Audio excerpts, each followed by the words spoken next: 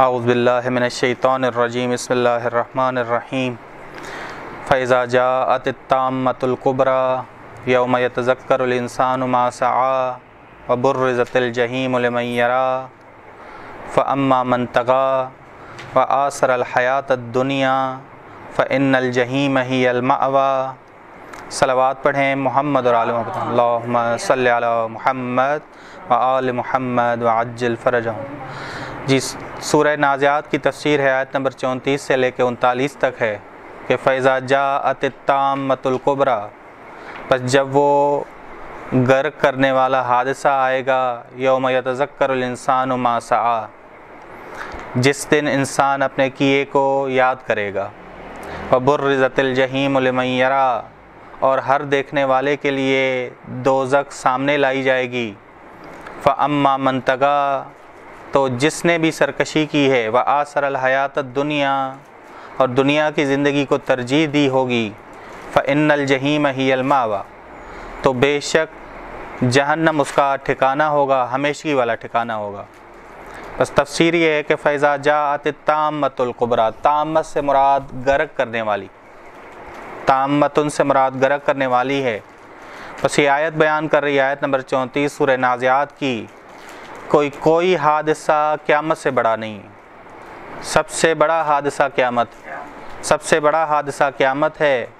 یوم یتذکر الانسان ما سعیٰ، کہ ہر کام جو انسان نے کیا ہے وہ اسے یاد آ جائے گا۔ اعمال نامہ جو پیش کیا جائے گا کہ کہے گا کہ لا یغادر صغیرۃ ولا کبیرۃ، کوئی چیز نہ صغیر نہ کبیر کوئی بھی رہا نہیں کی گئی، ساری اس میں موجود ہیں، ساری اس میں موجود ہیں۔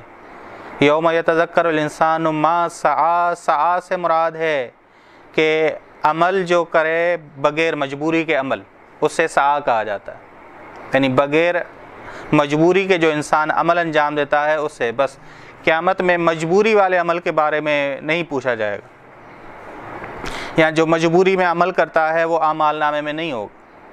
اب مجبوری سب کچھ اس میں آ جائے گا، بھولنا بھی وہ بھی اس میں آ جائے گا کہ انسان بھول کے ایک کام انجام دے دے۔ بس یہ ذہن میں رکھیے گا، ما سعیٰ سے مراد جدی عمل ہے، نہ کہ مجبوری والا عمل، بھولنے والا عمل کہ بھول کے آپ نے کچھ کر دیا تو وہ اس میں اعمال نامے میں نہیں ہوگا۔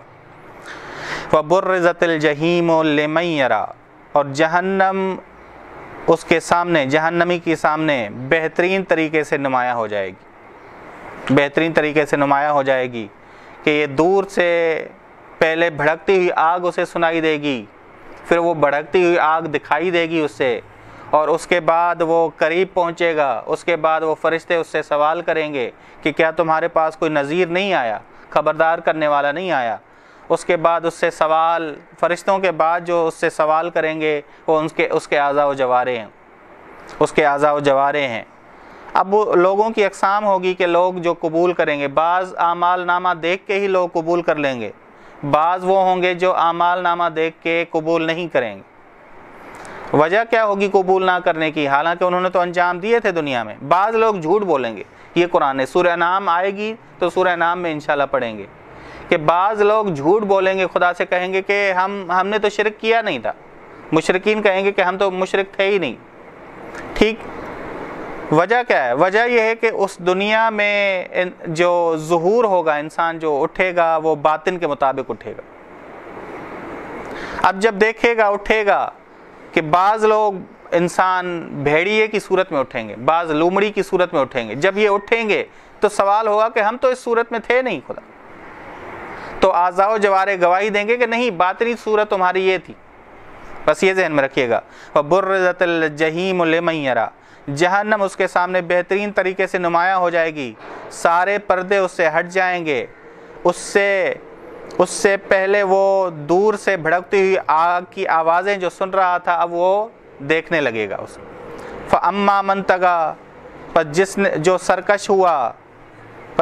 سرکش ہوا، اب طغیٰ سے مراد الگ الگ ہو سکتی ہے۔ طغیٰ سے مراد یہ بھی ہو سکتی ہے کہ جو اپنے رب ہونے کا دعویٰ کرے، انا پرست ہو جائے، وہ بھی طغیٰ ہے، طاغی ہے۔ کہ آپ نے پڑھا ہوگا کہ اذهب الى فرعون انه طغى، خداوند عالم نے جناب موسیٰ سے کہا فرعون کی طرف جاؤ، وہ سرکش ہوا ہے۔ سرکش ہوا اس سے مراد کیا ہے؟ اس نے اپنے رب ہونے کا دعویٰ کیا، ٹھیک۔ بس قیامت کے دن لوگوں کو دو حصوں میں تقسیم کیا جائے گا، یا قیامت لوگوں کو دو حصوں میں تقسیم کرے گی، ایک سرکشی کرنے والے، دوسرا خدا کا خوف رکھنے والے۔ طاغی وہ شخص ہے جو حد سے تجاوز کرے، حد سے تجاوز کرے، اور نتیجے میں حد سے تجاوز کرنے کے نتیجے میں خشوع اور خضوع کو اختیار نہ کرے، خشوع اور خضوع کو اختیار نہ کرے، ٹھیک۔ فَأَمَّا مَن طَغَىٰ، بس یہ جو سرکش ہوا، وَآثَرَ الْحَیَاۃَ الدُّنْیَا، سرکش ہونے کی وجہ کیا ہے؟ سرکش ہونے کی وجہ ہے دنیا کی زندگی کو ترجیح دینا۔ کس پر ترجیح دینا؟ آخرت پر، آخرت پر، بس آخرت کو بھلا دیا ہے۔ فَإِنَّ الْجَحِیمَ هِیَ الْمَأْوَىٰ، جو ہی انسان آخرت کو بھلا دے، موت کو بھول جائے، وہ بن جاتا ہے سرکش۔ فَإِنَّ الْجَحِیمَ هِیَ الْمَأْوَىٰ، بس جہنم ہی اس کا ٹھکانہ بن جاتی ہے۔ ماوا لفظ اشارہ ہے ہمیشگی والا، جیسے یہ لفظ پڑھتے ہیں آپ، مسوا، ماوا، یہ لفظ اشارہ کرتے ہیں کہ ہمیشگی کا ٹھکانہ، ہمیشگی کا ٹھکانہ۔ بس ان کی وصف یہ ہے کہ انہوں نے دنیا کو انتخاب کیا، آخرت کو رد کر دیا، بس جنت ان کی ہمیشگی کا ٹھکانہ ہے، ٹھیک۔ بس یہ آیت نمبر 34 سے لے کے آیت نمبر 39 تک کی تفسیر کہ فَإِذَا جَاءَتِ الطَّامَّةُ الْكُبْرىٰ، تامہ ہم نے کہا غرق کرنے والی، کہ بہت سارے لوگ جہنم کی آگ میں غرق ہو جائیں گے، بس یہ جہنم کے آگ میں غرق ہو جائیں گے۔ اور وجہ کیا ہوگی؟ وجہ ہوگی کہ جو انسان نے جدی عمل کیا، جدی طور پہ اپنے ارادے سے، اپنی چاہت سے برا عمل کیا، بس جہنم ان کے لیے پہلے بھڑکتی ہوئی آوازیں سنیں گے، بھڑکتی ہوئی آگ کی آوازیں سنیں گے، اس کے بعد وہ جہنم ان کو دکھائی دے گی، پھر یہ جہنم کے قریب جائیں گے، اور جہنم کے قریب میں 2 اسٹیپ ہوں گے، فرشتے سوال کریں گے، پھر جو ہے گواہی دیں گے یا سوال کریں گے اعضاء و جوارح، اس کے بعد ان کو جہنم میں ڈالا جائے گا۔ یہ کہا جائے گا خذوہ فغلوہ۔ وجہ کیا ہے جہنم میں داخل ہونے کی؟ سرکشی، دنیا کی زندگی کو ترجیح دینا آخرت پر، اور یہ جہنم ان کا ہمیشگی والا ٹھکانہ ہوگا۔ وصلی اللہ علی محمد اہل بیتہ الطیبین الطاہرین صلی اللہ۔